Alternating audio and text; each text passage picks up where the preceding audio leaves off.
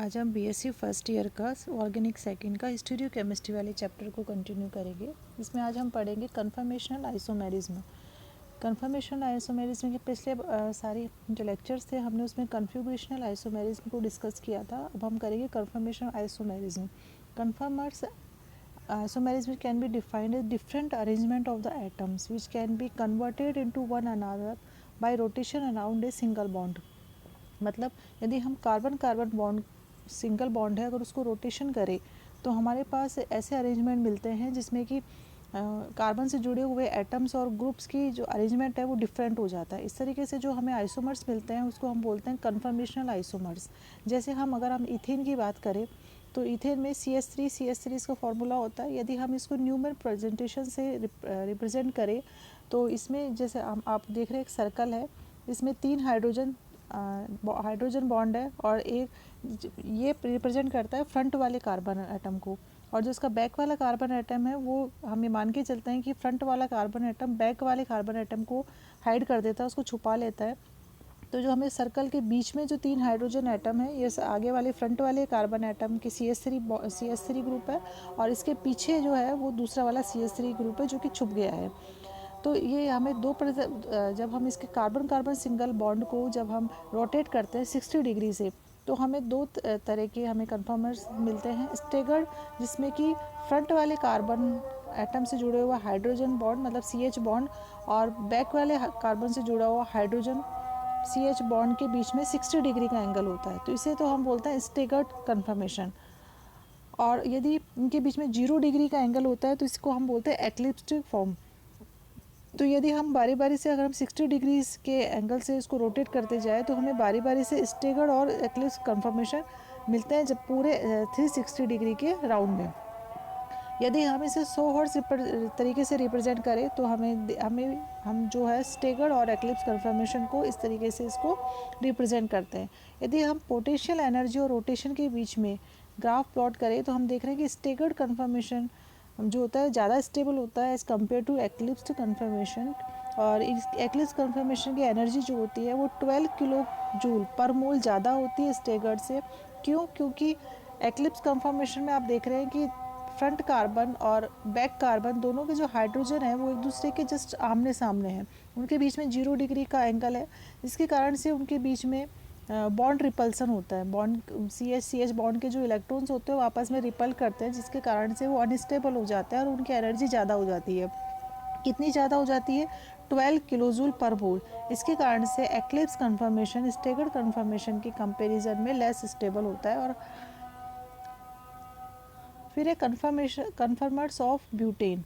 Butane में क्या होता है? 4 कार्बन एटम होते हैं, तो इसमें हम बीच वाला जो कार्बन कार्बन बॉन्ड को हम कंसिडर करते हैं, और यानी कि हर एक कार्बन पे फ्रंट कार्बन और बैक कार्बन पे 2 हाइड्रोजन बॉन्ड और एक मिथाइल ग्रुप जुड़ा हुआ रहता है। यदि दोनों CH3 ग्रुप स्टेगर्ड कन्फर्मेशन में इस तरीके से कि अपोजिट साइड में है तो हम इसको बोलेंगे एंटी कन्फर्मर। यदि हम इसको 60 डिग्री से रोटेट करें तो हमारे पास आएगा पार्शियल एक्लिप्स्ड।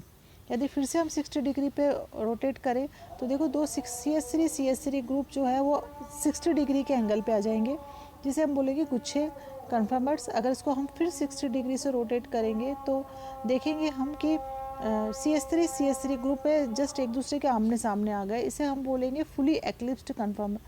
यदि हम इसको फिर 60 से रोटेट करेंगे तो फिर हमारे पास अगेन गुच्छे कन्फर्मर्स आएंगे, और अगेन इसको 60 डिग्री से रोटेट करने पर फिर से हमारे पास पार्शियल एक्लिप्स्ड फॉर्म हमें मिलेगी।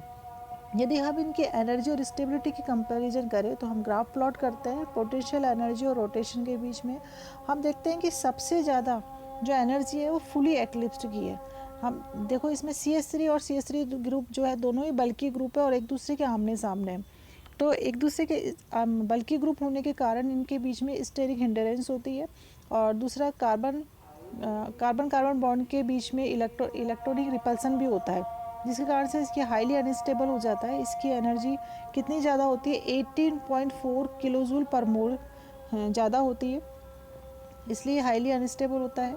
फिर जो स्टेबिलिटी इसकी तुलना में कम होती है थोड़ी पार्शियली एक्लिप्स की, क्योंकि इसमें जो आमने सामने बॉन्ड है वो H और CH3 है, इसलिए स्टर्निंग हिंड्रेंस तो इतना काम नहीं करता, लेकिन इलेक्ट्रॉनिक रिपल्सन यहाँ पे भी मौजूद है, इसलिए ये भी अनस्टेबल होता है, लेकिन फुली एक्लिप्स के कंपेरिजन में कम होता है। इसकी एनर्जी होती है 14.6 किलोजूल पर मोल ज़्यादा।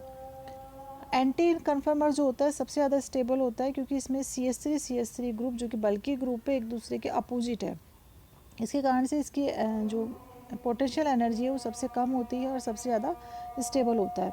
फिर इसके कंपैरिजन में कम स्टेबल होता है गुच्छे ग्रुप, जिसमें कि CH3 ग्रुप के बीच में 60 डिग्री का एंगल होता है, मतलब वो 60 डिग्री के दूर होते हैं, इसके कारण से इलेक्ट्रो रिपल्सन भी कम लगता है और स्टेरिक हिंड्रेंस भी उनमें कम लगता है।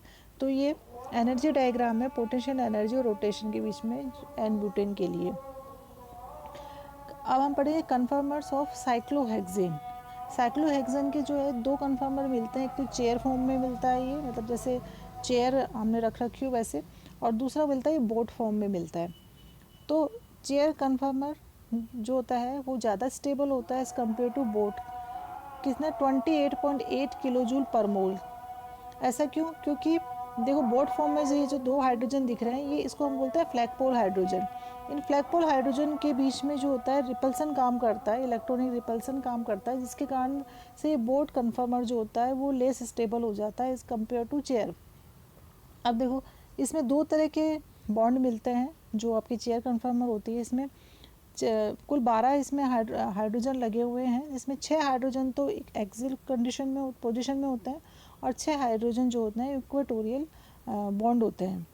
सबसे अगर हम इसकी कंपेयर करें तो सबसे ज़्यादा स्टेबल होता है इसमें चेयर कन्फर्मर जो हाईली स्टेबल होता है, उसके बाद सबसे ज़्यादा अनस्टेबल होगा हाफ चेयर, फिर उसके बाद होगा बोट शेप, हाफ चेयर के बाद बोट शेप होगा, और फिर ट्विस्ट, यदि हम इस चेयर को ट्विस्ट कर दें तो वो भी अनस्टेबल होगा, लेकिन जो हाफ चेयर है और बोट चेयर है उसके कंपैरिजन में ज़्यादा स्टेबल होगा, लेकिन चेयर कन्फर्मर की तुलना में कम स्टेबल होगा, क्योंकि ट्विस्ट करने में बॉन्ड स्ट्रेन हो जाता है। बॉन्ड स्ट्रेन के कारण जो होती है इसकी जो एनर्जी होती है वो ज़्यादा हो जाती है और स्टेबिलिटी कम हो जाती है। Difference between configuration and conformers. अब कन्फर्मर्स और कन्फिगरेशन में क्या डिफरेंस है? कन्फर्मर्स तो क्या होते हैं? Structures containing different arrangement of items of molecule in space which can arise bye rotation about single bond. मतलब ऐसे कन्फर्मर्स ऐसे स्ट्रक्चर्स होती है जिसमें कि उससे जुड़े हुए एटम्स और जो एटम्स मॉलिक्यूल्स में एटम जुड़े हुए हैं उनके अरेंजमेंट डिफरेंट होता है, और वो हम कैसे प्राप्त कर सकते हैं? कार्बन कार्बन बॉन्ड को रोटेट करके ही हम उसको प्राप्त कर सकते हैं। जबकि structure of a compound different in the arrangement of atoms और groups around a particular atoms in space. जबकि क्या होता है कि कन्फर्मेशंस क्या होते हैं जिसमें कि पर्टिकुलर डिफरिंग इन पर्टिकुलर एटम्स और ग्रुप्स, किसी पर्टिकुलर एटम पर ही उनका अरेंजमेंट डिफरेंट होता है। इसको कन्फर्मर्स को हम कार्बन कार्बन बॉन्ड से रोटेशन करके प्राप्त कर सकते हैं, जबकि कन्फिगरेशंस को हम बिना बॉन्ड ब्रेकिंग के प्राप्त नहीं कर सकते हैं। कन्फर्मर्स के बीच में जो एनर्जी डिफरेंस होता है वो 3 से 15 किलो कैलोरी पर मोल होता है, जबकि कन्फिगरेशन के बीच में जो एनर्जी डिफरेंस होता है वो 30 किलो कैलोरी पर मोल होता है। कन्फर्मर्स को हम चूँकि ये रोटेट करने पर ही एनर्जी डिफरेंस भी कम होता है इनमें, और रोटेट करने पर ही हम इसको प्राप्त कर लेते हैं, इसलिए हम उनको इजीली सेपरेट नहीं कर सकते हैं। जबकि कन्फिगरेशनल जो आइसोमर्स होते हैं वो they can be easily separated, उनको हम इजीली सेपरेटेड कर सकते हैं क्योंकि उनके बीच में एनर्जी डिफरेंस भी ज़्यादा होता है। इसके कारण से हर एक जो आइसोमर्स होता है उसकी स्टेबिलिटी ज़्यादा होती है, जिसके कारण से हम उसको सेपरेट भी कर सकते हैं, जबकि कन्फर्मर्स में हम ऐसा नहीं कर सकते हैं।